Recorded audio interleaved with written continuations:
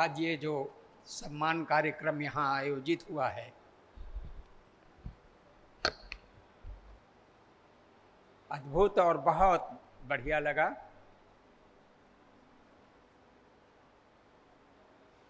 ये SKD group of institutions दिनों दिन आगे बढ़ता जा रहा है और ये सारा श्रेय जाता है पूरे प्रबंधन का। इसके चेयरमैन साहब श्री एसकेडी सिंह साहब, निदेशक श्री मनीष सिंह जी और उप निदेशक, और जहाँ ये कार्यक्रम हो रहा है उसकी प्रधानाचार्य श्रीमती निशा सिंह, क्लिनिकल निदेशक डॉक्टर आशीष सिंह और सह निदेशक। मैं तो लगभग प्रतिवर्ष और कई बार आता हूँ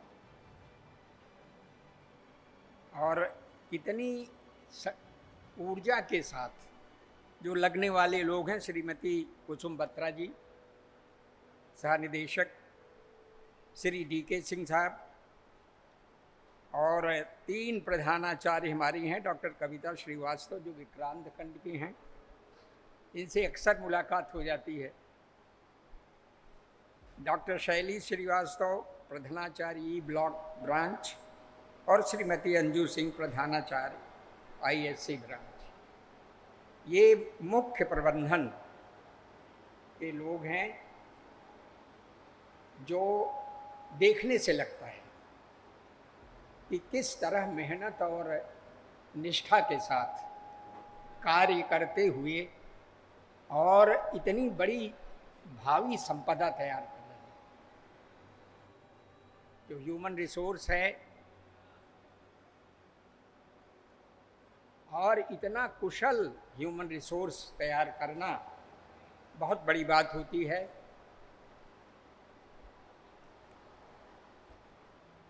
तमाम चीज़ें यहाँ आपने सुना वक्ताओं से, मैं उनको रिपीट नहीं करना चाहता। आप यहाँ ज्ञान भी सीख रहे हैं, आप यहाँ विद्या भी सीख रहे हैं, दोनों चीज़ें मिल रही हैं।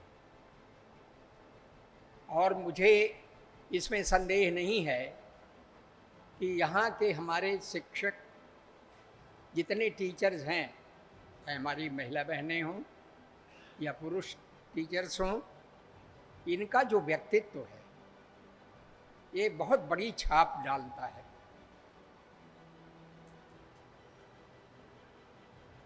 और मैं एक छोटी सी घटना अपने समय की बताकर थोड़ा उसको समराइज करूंगा कि कितना बड़ा असर पड़ता है।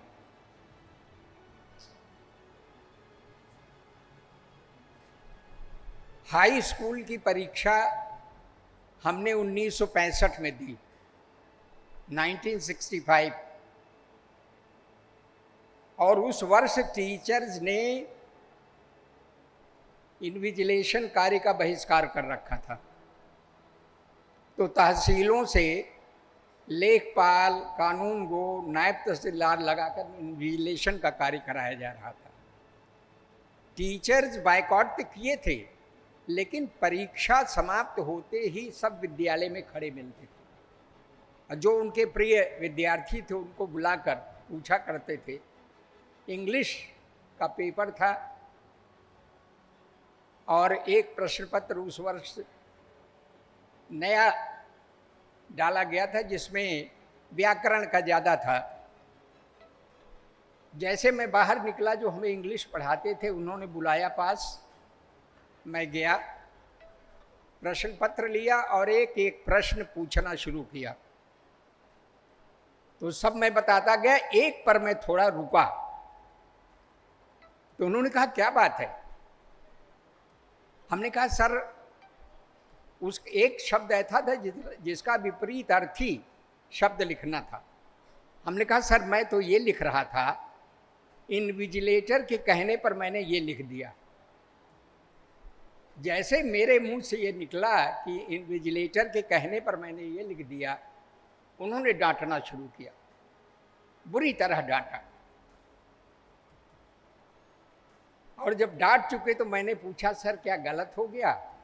कहा, प्रश्न गलत सही का नहीं, प्रश्न है तुम्हारे अंदर ये कॉन्फिडेंस कैसे कम हुआ, दूसरे के कहने पर तुमने लिखा क्यों?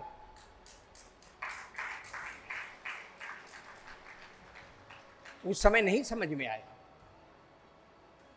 कि ये क्या कह गए, क्योंकि हाई स्कूल का विद्यार्थी कितनी समझ रखता था। और ये भी बताया कि जो तुम लिख रहे थे वो सही था, जो इन्विजिलेटर ने बताया वो गलत था। बहरहाल बहुत समय बाद जब सर्विस में आ गए तो एक महात्मा जी के पास बैठा था, तो उन्होंने पूछा कि हनुमान चालीसा पढ़ते हो? मैंने कहा हाँ पढ़ता हूँ। कहा मूल मंत्र जानते हो? हमने कहा मूल मंत्र तो नहीं जानता।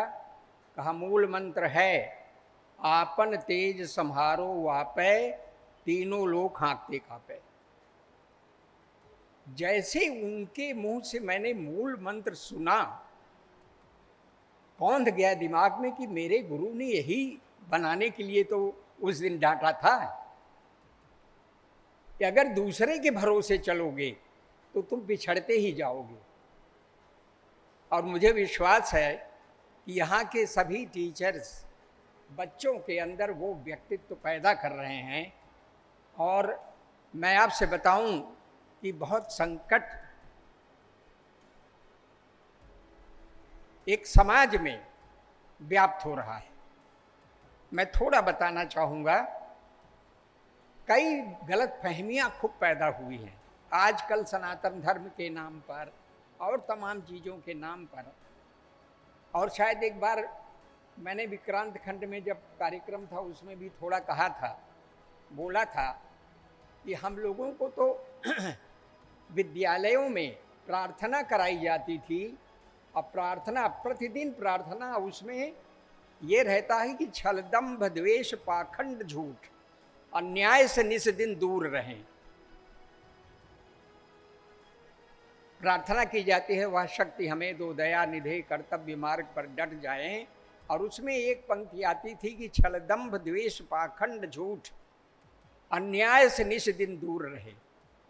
आजकल जो सोशल मीडिया चल निकला है बंधुओं, और ख़ासकर पेरेंट्स के लिए बहुत ज़रूरी है, ये हमारे बच्चों को समझने की बहुत ज़रूरत है कि ये आपके अंदर घृणा पैदा करते हैं, आपके अंदर नफरत पैदा करेंगे, आपके अंदर झूठी चीज़ें प्रसारित करेंगे। एक दिन मैंने एक्स हो गया है जो ट्विटर था, उसमें डाल दिया कि अहिंसा परमो धर्म। तो एक बड़े समझदार आदमी ने लिखा, किंतु माने अहिंसा परमो धर्म धर्म हिंसा तथैव च। हमने कहा भाई ये कहाँ से, मैं इतने अध्ययन किया हूँ, ये तो कहीं मिला ही नहीं। ये अहिंसा परम धर्म तो है, लेकिन धर्म हिंसा भी परम धर्म है। हमने कहा ये धर्म हिंसा कहाँ से आ गई? धर्म हिंसा तो कभी सुना नहीं गया। मैंने खोजा फिर से, क्योंकि महाभारत का ये है अनुसार माने अहिंसा परमो धर्म, हमें कहीं नहीं मिला। हमने जब उस पर लिखा, उन विद्वान को हमने कहा आपको कहाँ से मिला? हमने तो खोज डाला, कहीं नहीं मिला। तो उन्होंने भी 2-3 दिन के बाद लिखा कि आप सही कहते हैं, हमने जो लिखा वो गलत है। और वो भी गूगल से उन्होंने लिया। बड़ा दुर्भाग्य है कि गूगल के माध्यम से भी ऐसी बातें फैलाई जाती हैं जो हमारे माइंड को पॉल्यूट करता है। परिवार है, परिवार में ही बच्चे शील की शिक्षा लेते हैं। और बस संक्षेप में 5 शील के विषय में बताऊंगा, और हमारे छात्र छात्राएं जरूर उसको धारण करें। पहला शील है कि प्राणी हिंसा से विरत रहो।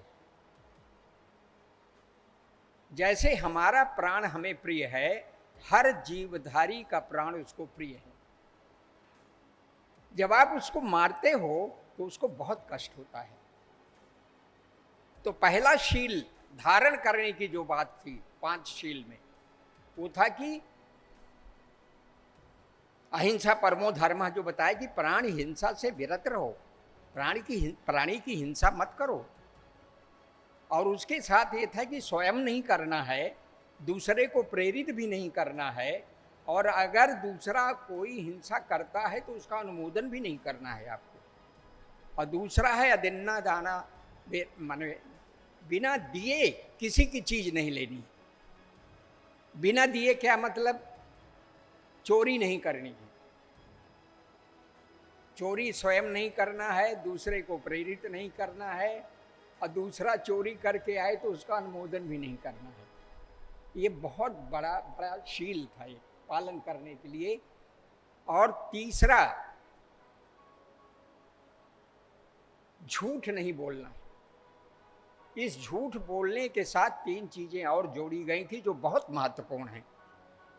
पहला है कि चुगली चाटी मत करना। जैसे चुगली करने लगते हैं आपको पता ही नहीं चलता आप कितना झूठ बोल गए हैं उसमें। आप लगाते चले जा रहे हैं और झूठ पर झूठ बताते चले जा रहे हैं। तो कहा चुगली से बचो। और तीसरा था कि कठोर वाणी से बचो। कठोर वाणी जब हम बोलते हैं तो हमारे अंदर क्रोध पनपता है, आ जाता है पहले, तभी हम कठोर वाणी बोलते हैं। और इसलिए आता है कि आप किसी को परास्त नहीं कर पा रहे हैं बहस में, तो अपना पक्ष मजबूत करने के लिए आप क्रोध में कठोर वाणी का प्रयोग करना शुरू कर देते हैं, और उसमें भी बहुत गलत बोल जाते हैं। और चौथा है कि बेकार की बकवास में मत फंसो, क्योंकि अगर फंस गए तो कितना झूठ आप बोल जाओगे कुछ पता नहीं चलता। ये बच्चों के लिए, स्टूडेंट्स के लिए, छात्र छात्राओं के लिए मैं बता रहा हूँ कि इस पर बहुत ध्यान देना और करके देखो। आपको अगर 6 महीने के अंदर उसका अंतर न दिखाई पड़े तो बताना। अगर सफलता प्राप्त करनी है तो ये 3, ये और चौथा कि आजकल ये आकर्षण की चीज़ें बहुत भरी पड़ी हैं। आकर्षण से कितना बचते हैं। इच्छाओं के, आप शिक्षाओं से के वशीभूत मत होइए, क्योंकि ये एक ऐसा समय है जिसमें आप बनते हो कुछ। अगर आपने कंसंट्रेट कर लिया अपने व्यक्तित्व निर्माण का, आपने जो लक्ष्य रखा है उसको प्राप्त करने का, तो विश्वास रखो आप प्राप्त करोगे, बशर्ते कि आपका मस्तिष्क इधर उधर ना भागे। और चौथा, जो आगे चल के बड़ा कॉमन हो रहा है यूनिवर्सिटीज़ तक में, कि नशीली चीज़ों का प्रयोग नहीं करना है। ये 5वां शील। अगर 5 शीलों का आपने धारण करना शुरू कर दिया तो यही हमारा सनातन धर्म है। और जब आपके आचरण में ये उतरेगा तो वो धर्म रक्षित होता है। अधर्मो रक्षति रक्षितः। जो रक्षित धर्म होता है वही रक्षा करता है। जो आपने शील धारण कर लिया, आपने धर्म को रक्षित कर लिया, और धर्म को रक्षित कर लिया तो फिर आपकी रक्षा वो धर्म करने लगता है। आप जो भी संकल्प करोगे पूरा होता जाएगा। हमारी शुभकामनाएं हैं। और फिर से प्रबंधन तंत्र को मैं शुभकामनाएं देता हूं कि बहुत अच्छी फौज तैयार कर रहे हैं, और क्या बनेंगे वो तो भविष्य बताएगा, लेकिन विश्वास है कि अच्छा बनेंगे। बहुत बहुत धन्यवाद।